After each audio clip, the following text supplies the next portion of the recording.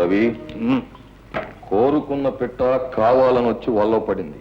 ఇక ఇప్పుడు సాయంకాలంలోగా నేను ఈ సిఐడి రాజాగాళ్ళగా వెళ్ళి పోలీసులు కళ్ళు కప్పి ఆ డైమండ్ క్రౌన్ కొట్టేసుకొస్తాను. శహబాష్ రవి, శహబాష్.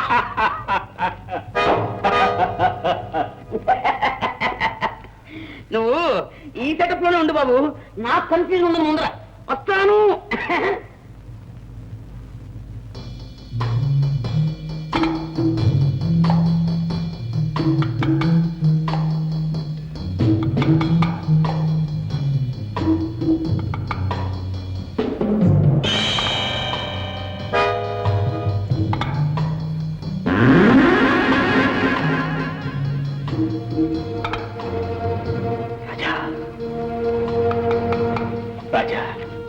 అవును, రాజాని. అమాయకంగా నీ మాటలు నమ్మి నీ మోసంలో చిక్కున్న పల్లెటూరు రాజాని. గతాన్ని వదిలే రాజా, ఇప్పుడు నేను చెప్పేది విను. నేను నొప్పని తెలిసాక దాన్ని గుప్పిట్లో పెట్టుకోలేను, విషమని తెలిసాక దాన్ని గొంతులో దూసుకోలేను. రాజా, నువ్వెవరో తెలిసాక నీ మాటలు ఎలా నమ్మంట? రాజా, నిజానికి నేను ఎవరో నీకు తెలియదు. అంటే దొంగవుగాక దేవుడివే? కాదు, ఆ దేవుడు నీకు దూరం చేసిన నీ వాడిని. నా వాడిని కలిపేసుకుంటున్నావు. మన రూపాలు ఒకటేనే? రూపాలే కాదు రాజా, మన రక్తం కూడా ఒకటే కనుక. ఏమిటి నువ్వనేది? అవును రాజా, నువ్వు నేను ఒకే కొమ్మకు పుచ్చిన పువ్వులు, ఒకే అమ్మకు పుట్టిన బిడ్డలు. కొత్త కథ అల్లుతున్నావా? లేదు రాజా, పాత కథే చెప్తున్నాను. పసితనంలో పాపాత్ముడు రామ్ సింగ్ చేతిలో చిక్కి మీ అందరికీ దూరం అనే దురదృష్టవంతుండే. ఆప్యాయతలు అనురాగాలు ఎలా ఉంటాయో కూడా తెలియక పాపంలో చిక్కి తప్పులో పెరిగి మొండిగా బండగా మారిన దౌర్భాగ్యం ఉండేది. అది నిజం రాజా. ఎడారి లాంటి నా బ్రతుకులో ప్రవాహం చూడగలిగాను. పల్లెలో అమ్మను, చెల్లెలు పద్మను కలుసుకున్నాను. వాళ్ళు నువ్వనుకుని నన్ను దగ్గర తీసుకున్నారు. వాళ్ళు చూపించిన ప్రేమతో నేను మారిపోయాను, మనిషిని అయ్యాను. రాజా, జైలు నుంచి నాన్నగారు కూడా ఇంటికి వచ్చేశారు. అబద్ధం. నా వాళ్ళని గురించి తెలుసుకుని అవి నాకు తెలియజెప్పి తప్పించుకోవాలని చూస్తున్నా. లేదు రాజా, ఈ మోసాల నుండి, నేరాల నుండి నువ్వు తప్పించుకోవాలని నేను కోరుకుంటున్నాను. చీకటి లాంటి నా బ్రతుకు ఎలా అంతమైనా పర్వాలేదు, కానీ అమ్మా నాన్నల కళ్ళకు నువ్వు ఒక్కడవే వెలుగు తప్పుడు, నువ్వు ఒక్కడవే వెలుగు. నువ్వు వెళ్ళి వాళ్ళకి ఆనందం కలిగించాలి. తమ్ముడు, నా మాట విను, నువ్వు వెళ్ళి ప్లీజ్. శహబాష్, అపూర్వ సహోదరుల కథ అర్థమైంది. రవి, విస్కీ తాగకుండా గ్లాసు పక్కన పెట్టే ఈ రాజా నువ్వు కాదని ముందే గ్రహించాను. అలాగే నువ్వు వచ్చిన క్షణంలోనే రవి అని తెలుసుకున్నాను. కాకపోతే రాజా కొడుతుండగా ఎందుకు పడుతున్నావో ముందు తెలియలేదు, ఇప్పుడు అర్థమైంది. సోదర ప్రేమ. అర్థమైతే ఇప్పుడు ఏమంటావు? నువ్వు చెప్పింది నిజమేనంటాను. మీ ఇద్దరు అన్నదమ్ములంటాను.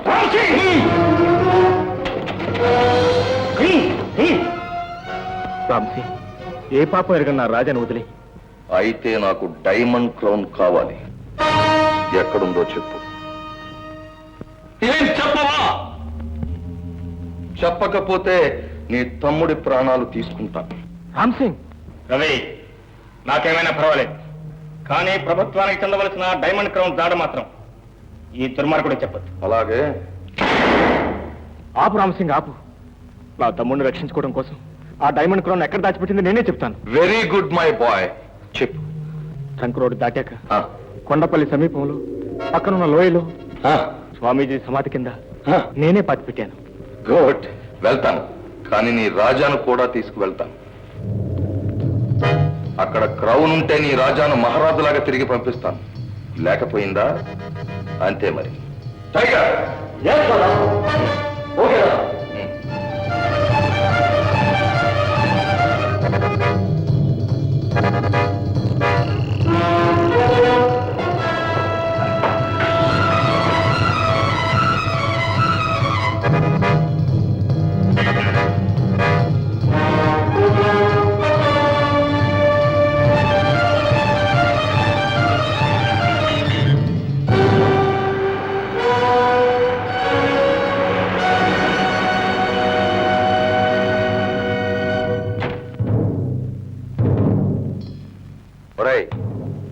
అయ్యా, ఇదే ఆ సమాధి. తవ్వండి.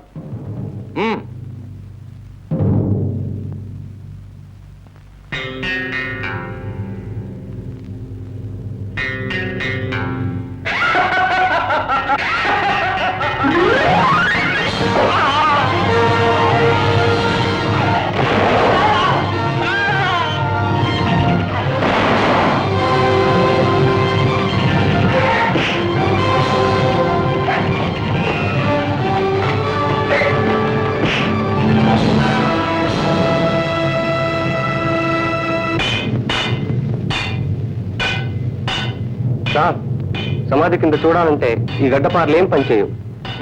అయితే బాంబులతో పేల్చేసేయండి. నా ఇద్దరు కొడుకులు ప్రమాదంలో చిక్కుకున్నారా? ఏమిటి నువ్వు అనేది? అవును బాబు గారు, మనం వెంటనే బయలుదేరాలి. పదండి. పద.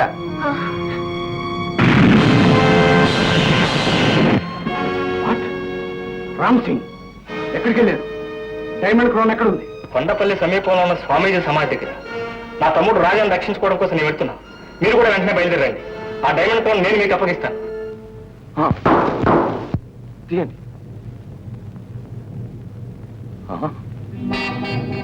మోసం, దగ. ఆ రవి మనకు అబద్ధాలు చెప్పి నమ్మించాడు, ఇక్కడికి పంపించాడు. రాజా, మీ వాడు చేసిన మోసం ఖరీదు నీ ప్రాణం.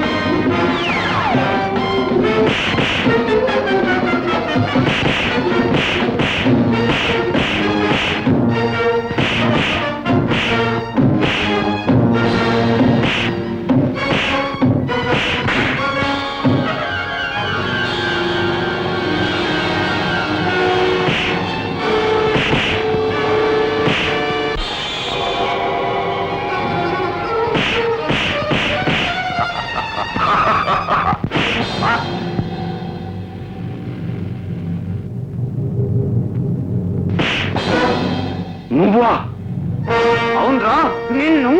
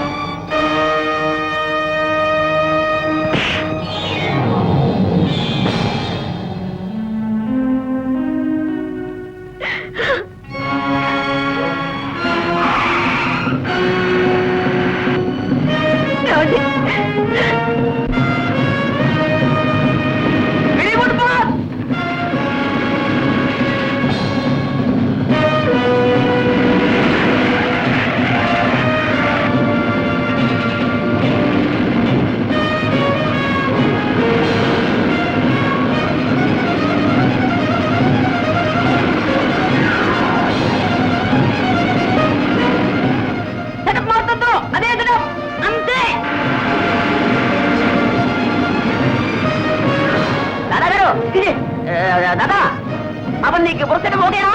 ఓకే ఉంటుంది. ఇక్కడ నీకు ఈ సెటప్ ఓకే. ఎక్కడి వాళ్ళు అక్కడ ఆగండి, కదిలితే కాల్చేస్తాం.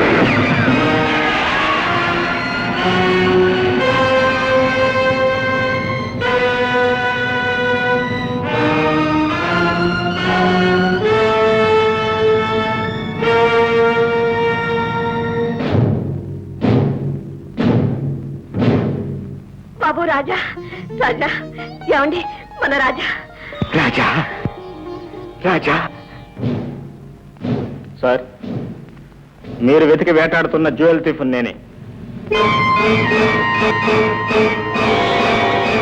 నేను దొంగిలించిన డైమండ్ క్రౌన్ తీసుకోండి. ఇన్స్పెక్టర్, నన్ను అరెస్ట్ చేయండి. సార్ రఘుపతి గారు, ముందు అరెస్ట్ చేయవలసింది ఇతన్ని. అన్ని నేరాలకు ఘోరాలకు మూలకారకుడు ఇతనే రామ్ సింగ్. రామ్ సింగ్, పోలీసు రికార్డులో నీ పాత నేరాలు చాలా ఉన్నాయి. ఇంతకాలానికి దొరికావు, నీ పాపం పండింది. Arrest him. బాబు రవి, రవి, రవి కనిపించినట్టే కనిపించి మాకు దూరం అవుతున్నావా? అమ్మా, రాజాలాగా కొంతకాలం నీ దగ్గర ఉండి నీ మమతను పంచుకున్నాను.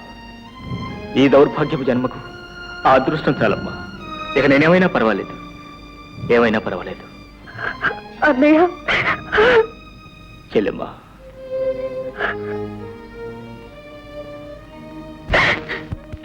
నిన్న మొన్న దాకా తిరిగి వాడివి, నేటికైనా ఎంతో మనగాడివి.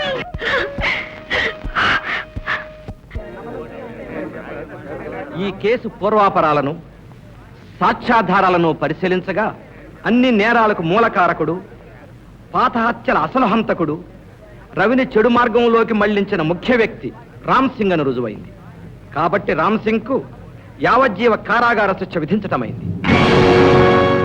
ఈ కేసులో ముద్దాయిగా ప్రవేశపెట్టబడ్డ రవి అప్రూవర్గా మారి అతి విలువైన డైమండ్ క్రౌన్ కూడా తిరిగి ప్రభుత్వానికి స్వాధీనపరచి తన సత్ప్రవర్తన నిరూపించుకొనుట వల్ల కోర్టు వారు అతన్ని క్షమించి 6 మాసాలు మాత్రమే జైలు శిక్ష విధించటమైంది.